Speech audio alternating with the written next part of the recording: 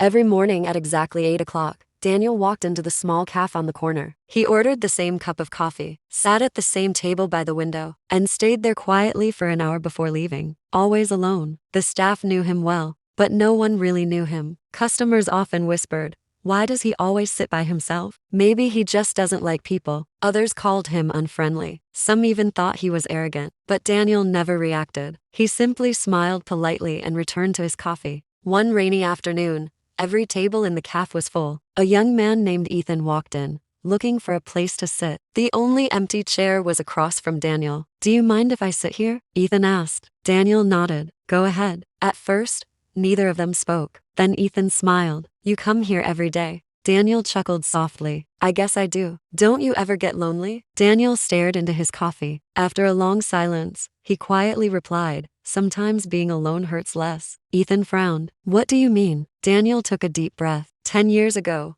I owned a successful business. I had partners I trusted like brothers. We built everything together." His voice became quieter. "Or at least, I thought we did." One day, Daniel discovered that every one of his business partners had secretly betrayed him. They had forged documents, transferred company money, and blamed him for the fraud. He lost his business, his reputation. Most of his friends disappeared overnight. Even relatives stopped believing him. "The hardest part wasn't losing the business," Daniel said. "It was realizing that the people I trusted most were the ones who hurt me." Ethan listened in silence. Daniel looked out the window. "After that, I stopped letting people get close. Not because I hated people, but because I didn't know who I could trust anymore." For years, everyone assumed Daniel preferred solitude. The truth was, he wasn't avoiding people. He was protecting a heart that had already been broken too many times. Ethan reached across the table. "I'm sorry that happened to you." Daniel smiled for the first time that morning. "Thank you." The next day, Ethan returned to the cafe, not because he needed coffee, but because he didn't want Daniel to sit alone. Soon,